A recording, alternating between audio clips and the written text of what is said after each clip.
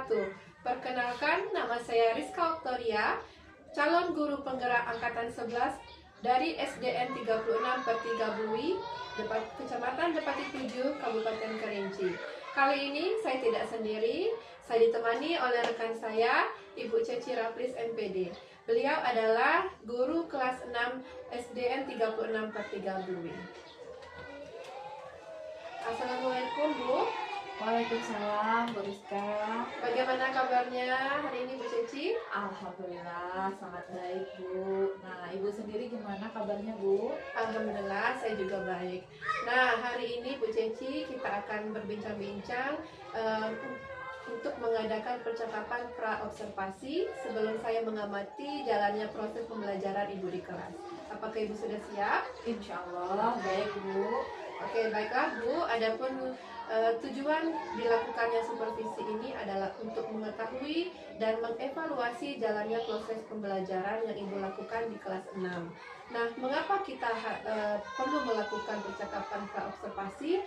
Adalah tujuannya untuk persiapan awal sebelum nantinya Ibu melakukan pembelajaran di kelas agar lebih siap dan percaya diri sehingga dapat memberikan pembelajaran yang terbaik bagi siswa. Begitu ya Bu ya?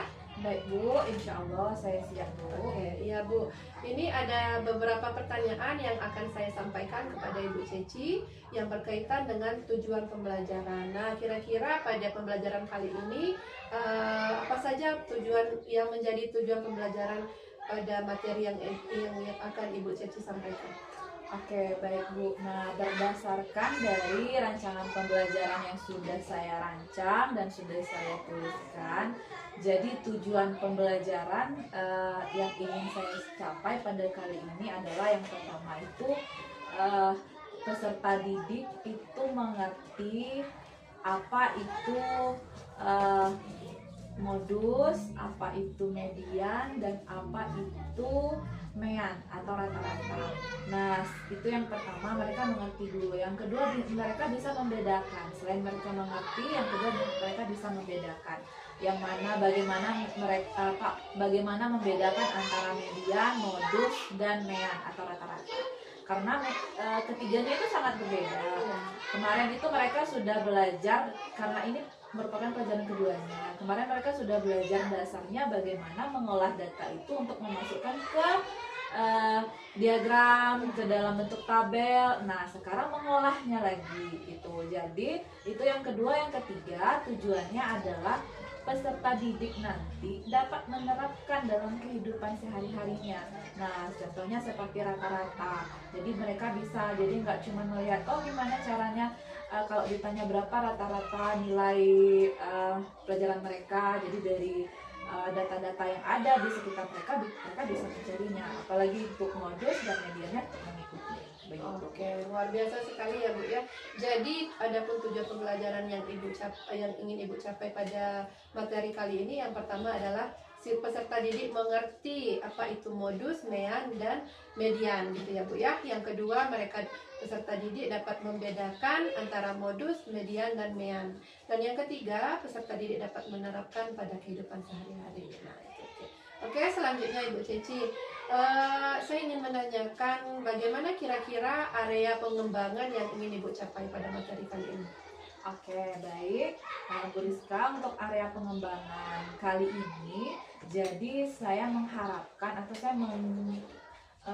merancang ini itu harapan saya bisa menggunakan dua targetnya gitu. Yang pertama nanti capaiannya tentang di segi pengetahuan, dan yang keduanya adalah keterampilan mereka.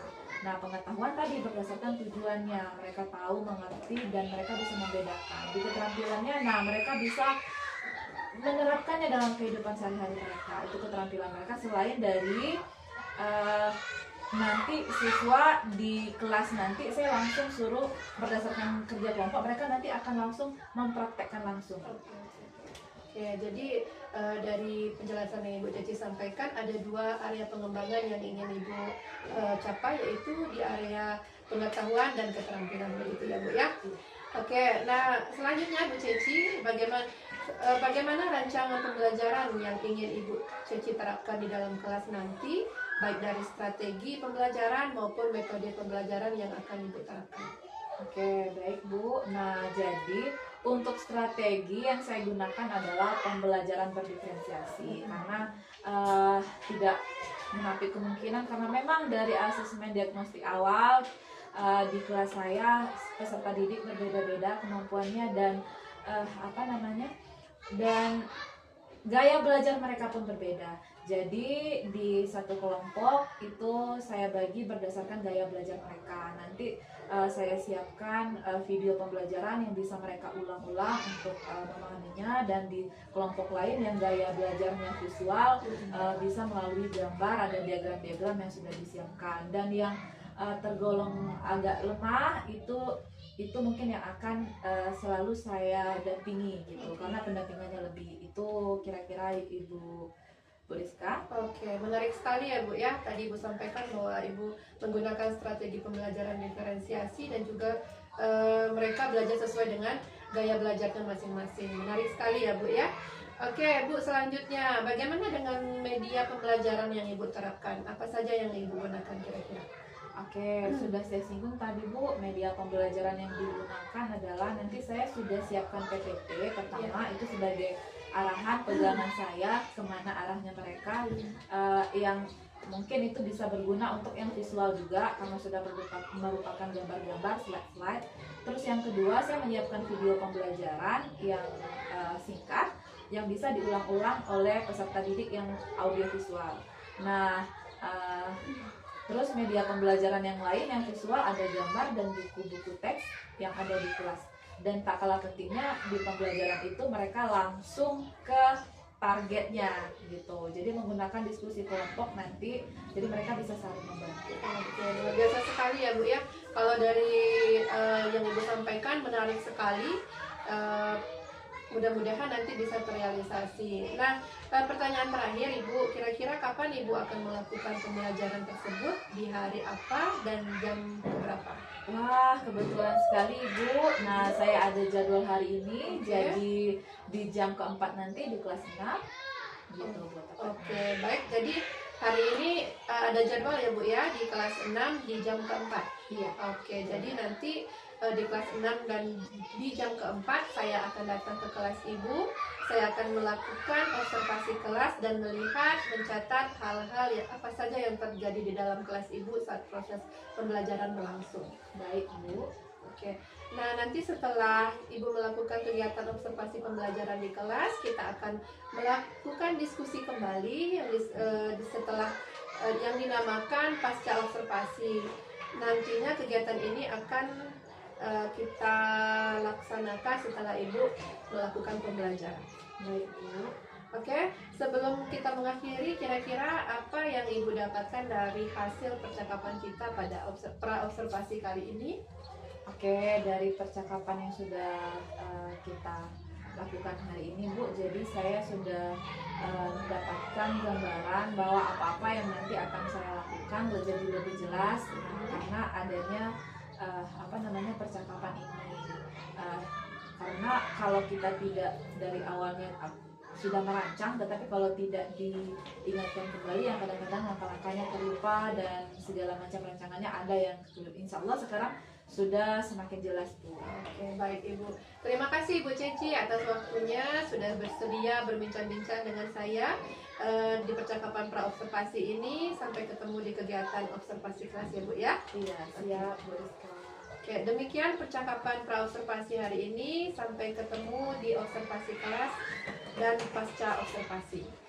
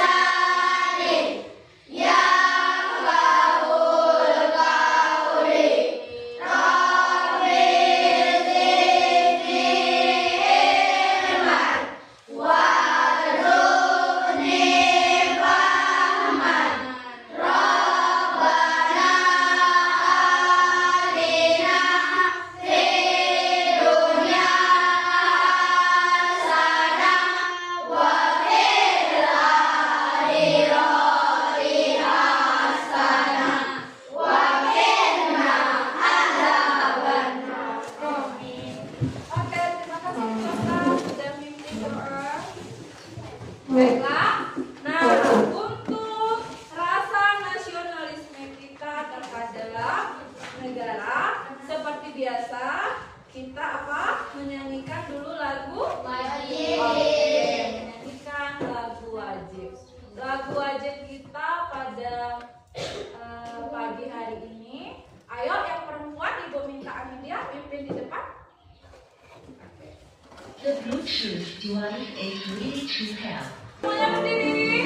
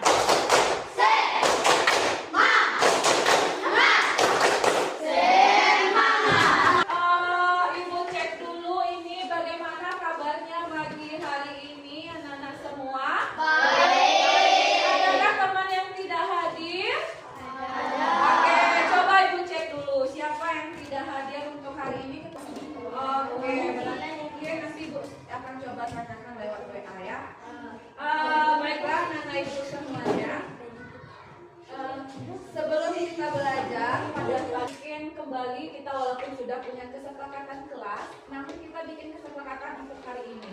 Nah, kira-kira apa kesepakatan kita? Tidak boleh ribut saat belajar. Oke, kata ketua kelas tidak boleh ribut saat belajar. Yang dari kelompok ini apa? Apa? Ayo. Apa? Asmi? Tidak boleh? Tidak boleh makan saat jam pelajaran. Oke, bisa disepakati itu? Bisa. Serius kita ya belajarnya? Oke, serius, tapi ibu juga nggak mau kita pegang-pegang, santai sambil bermain. Kita nanti ada ice breakingnya, tenang saja. Oke, sip, baiklah. Hari ini kita akan belajar itu materi kita, melanjutkan materi kita yang minggu kemarin. Kemarin kita sudah masuk ke materi pengolahan data. Nah, kemarin masih ingat Kak cara kita kemarin mengolah data itu memasukkan data ke dalam tabel. Kalau hari ini, itu oke, mari sama-sama diperhatikan ya. Mendapatkan 2. Nilainya itu ada yang mendapatkan 4 sebanyak 1 orang, ada yang mendapatkan 5 sebanyak 6 orang, mendapatkan 6 yang sebanyak 4 orang, yang mendapatkan nilai 7 sebanyak 7 orang, yang mendapatkan nilai 8 sebanyak 4 orang, yang mendapatkan nilai 9 sebanyak 3 orang. Nah, tentukan min dari data tersebut.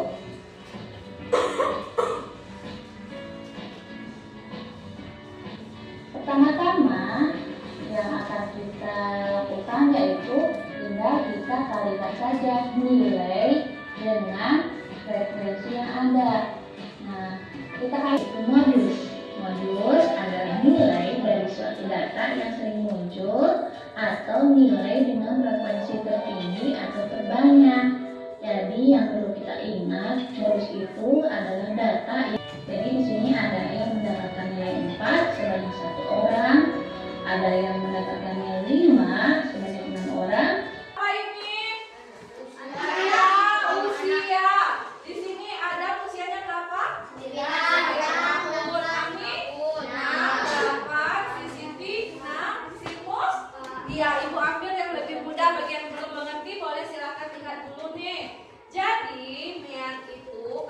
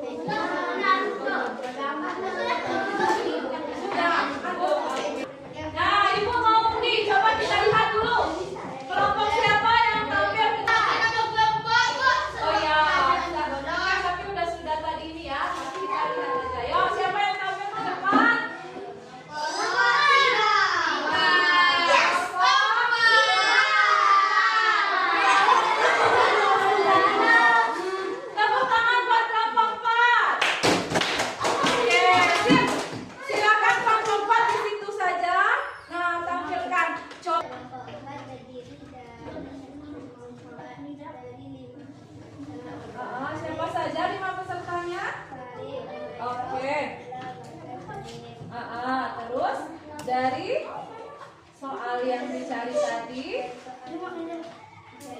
Nah, kelompok 1 siapa yang bikin? Coba perkenalkan dulu anggota kita. Ayo yang lain jawab dulu.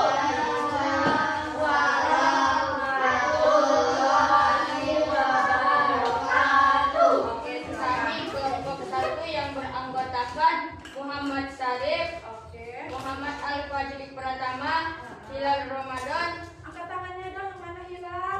Yang mana? Oke, silakan. Vito Valendra, Sesmilik, dan Muhammad Rizahran. Iya. Terus apa nih kira-kira dari mencari tadi apa yang dicari?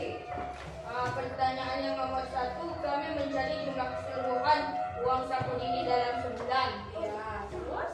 Kami menemukan jawaban sebanyak 22.000 rupiah. Oke, siap. Tepuk tangan buat kelompok 1. Terus?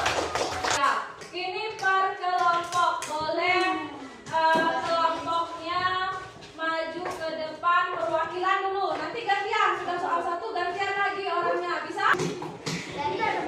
Ayo klik. Mana itu yang benar?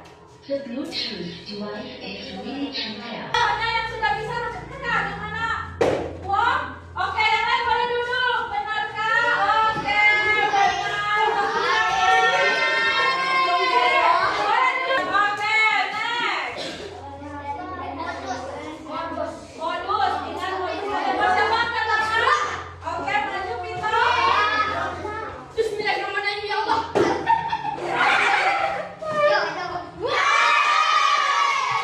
Ya, siapa lagi? Berikutnya ini. Coco, ayo angkat tangan. Oke.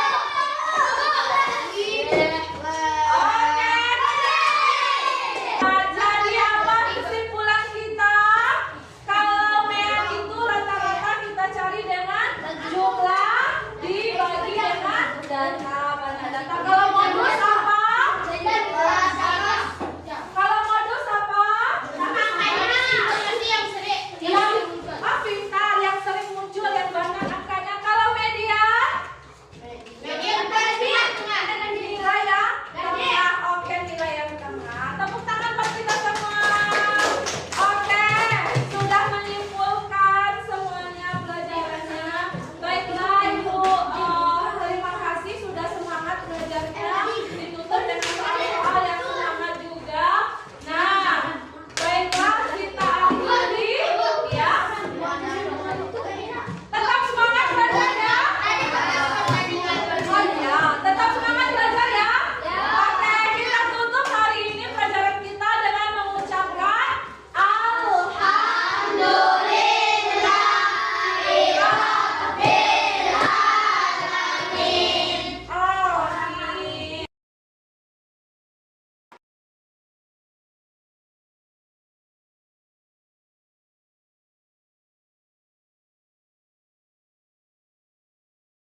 Assalamualaikum warahmatullahi wabarakatuh. Waalaikumsalam warahmatullahi wabarakatuh. Berjumpa kembali dengan saya pada percakapan pasca observasi bersama saya Rizka Oktoria SPD, calon guru penggerak angkatan 11 dari SDN Negeri 36/3 Bumi. Hari ini saya tidak sendiri, saya ditemani oleh Ibu Ceci Raflis MPD sebagai guru yang telah diobservasi pada kegiatan supervisi akademik. Dan saya pun pada kesempatan kali ini ditemani oleh Ibu Alena Latif sebagai pengajar praktik guru penggerak angkatan 11. Oke, assalamualaikum warahmatullahi wabarakatuh, Bu Ceci. Gimana kabarnya hari ini, Bu? Alhamdulillah sangat baik Bu. Ya, alhamdulillah ya, Bu ya. Nah, hari ini kita akan berbincang-bincang kembali ya, Bu ya, dengan dalam rangka percakapan pasca observasi sebagai kegiatan dari rangkaian kegiatan terakhir supervisi akademik ya, Bu ya. Baik Bu, pada percakapan observasi pasca observasi kali ini saya akan memberikan beberapa pertanyaan kepada Ibu Ceci terkait dengan jalannya proses observasi yang telah Ibu lakukan dengan tujuan untuk mengevaluasi sejauh mana proses pembelajaran yang sudah Ibu lakukan. Oke Ibu, untuk pertanyaan pertama, setelah melakukan pembelajaran di kelas tadi, bagaimana perasaan Ibu Ceci? Ya, setelah belajar tadi perasaannya senang, tetapi tetap ada sesuatu yang menjadi catatan-catatan. Oke, alhamdulillah ya Bu ya. Berarti secara keseluruhan Ibu sudah melaksanakan dan berjalan dengan lancar. Nah Ibu, bisa diceritakan kembali bagaimana dengan area pengembangan kompetensi yang Ibu rencanakan di awal tadi? Apakah sudah berjalan dengan lancar sesuai dengan tahapan-tahapannya? Ya, pada umumnya area pengembangan yang sudah saya rancang berjalan dengan lancar. Namun tetap saja kalau di dalam kenyataannya di lapangan itu ada sesuatu yang di luar kendali kita. Seperti satu contohnya waktu pas saya mengembangkan yang namanya pembelajaran berbasis IT, itu ada gift yang berbentuk yang memacu semangat peserta didik. Jadi tadi karena lokasi mejanya sudah diatur sedemikian rupa, jadi sehingga ruangannya agak sempit, jadi mereka maju ke depan itu jadi takut kabel juga. Sebenarnya kalau seperti itu untuk kedepannya mungkin lebih ke pengaturan ruangan begitu, karena antusias mereka sangat melebihi ekspektasi saya begitu. Ya, betul sekali apa yang sudah disampaikan Ibu Ceci. Saya terlihat bahwa anak-anak begitu antusias dalam mengikuti pembelajaran tadi. Nah, tadi Ibu Ceci sekilas menjelaskan tentang kendala yang Ibu Ceci laksanakan di kelas tadi ya Bu ya. Kira-kira ada kendala lain yang mungkin Ibu Ceci alami pada saat pembelajaran tadi? Oke, kendala lainnya adalah tetap saja yang terlalu berarti tidak ada, cuman di soal yang mudah kita berikan itu mereka terlihat sangat antusias, tetapi di soal yang memang itu adalah hal yang lumrah, namun inginnya masih ada peserta didik yang masih mengandalkan teman-temannya. Nah, begitu. Oke, baik sekali ya Bu ya. Jadi masih ada siswa yang belum bisa mandiri gitu, mungkin percaya diri gitu ya Bu. Nah Bu, melalui tadi ada kemarin Ibu sudah sampaikan pada observasi tentang area pengembangan ada dua kayaknya Bu ya, seingat saya, yaitu area pengembangan kepengetahuan dan keterampilan. Nah kira-kira apakah kedua area pengembangan tersebut tercapai pada pembelajaran Ibu kali ini? Ya, kalau ditanya dua area tersebut, pengetahuan dan keterampilan mereka, itu Bu, kalau saya mau kasih rentang itu 90% tercapai, tetapi tetap masih ada beberapa siswa, sekitar 2 siswa itu, 2 dan 3 siswa itu saya bisa lihat dari capaiannya itu masih perlu untuk saya benahi lagi dan saya lakukan pendampingan lebih lagi. Oke, jadi 90% menurut Ibu Ceci kedua area pengembangan tersebut sudah tercapai ya Bu ya, walaupun masih ada kendala pada 10%-nya itu ya. Mudah-mudahan kedepannya lebih baik lagi. Nah, kira-kira ke depan setelah mengadakan observasi kali ini, pembelajaran kali ini sesuai dengan kendala yang Ibu lakukan tadi, sesuai dengan area pengembangan yang Ibu rencanakan. Nah selanjutnya yang ingin saya tanyakan adalah apa rencana serta harapan Ibu pada pembelajaran selanjutnya, sehingga kendala-kendala yang Ibu alami pada pembelajaran yang Ibu lakukan bisa lebih baik dari sebelumnya.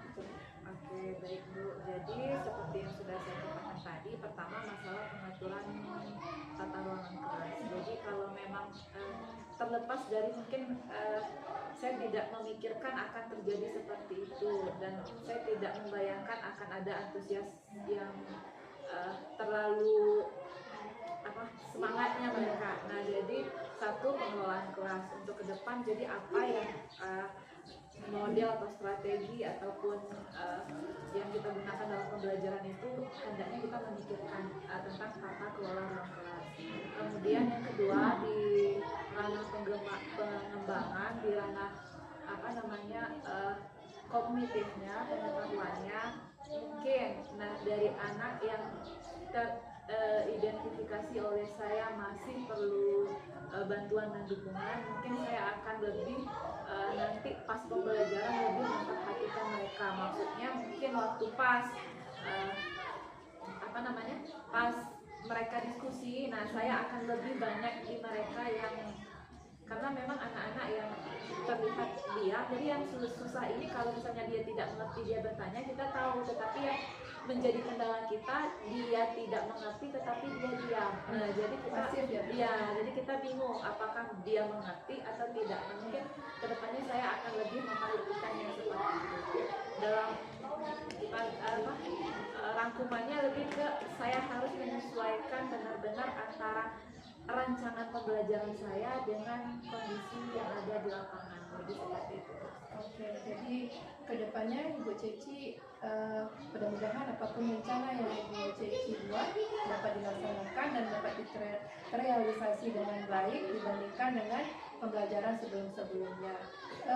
Nah, selanjutnya Bu, kira-kira yang sudah Ibu sampaikan tadi, rencana-rencana yang sangat luar biasa tadi, kapan Ibu ingin melakukan rencana yang Ibu sampaikan tadi? Ya, sesegera mungkin Ibu, karena kita guru kelas, jadi setiap kita masuk tentu saja pembelajaran apa yang kita lakukan hari ini terus kita evaluasi. Nah, walaupun bukan materi itu lagi yang kita ajarkan, namun berangkat dari sana kita apa-apa yang harus diperbaiki tetap harus diperbaiki. Oke, luar biasa sekali ya Bu Ceci. Mudah-mudahan apapun rencana yang Ibu Ceci rencanakan kedepannya bisa terlaksana dengan baik, bisa terrealisasi, dan semoga saya doakan pada pertemuan selanjutnya saya mendengarkan cerita yang lebih semangat lagi ya Bu ya. Oke Ibu, terima kasih atas jawaban-jawabannya. Mudah-mudahan apa yang Ibu rencanakan bisa secepatnya direalisasikan. Oke, baik Ibu, terima kasih. Oke, sama-sama. Demikianlah rangkaian kegiatan supervisi akademik dimulai dari percakapan pra-observasi, observasi, dan pasca observasi. Saya ucapkan terima kasih kepada rekan saya, Ibu Ceci Rafis MPD, yang sudah bersedia saya observasi pada kegiatan kali ini, dan juga saya berterima kasih kepada Ibu Pengajar Praktik, Ibu Arlena Latif MPD, yang sudah menemani kami pada kegiatan pasca observasi kali ini. Saya akhiri dengan wassalamualaikum warahmatullahi wabarakatuh.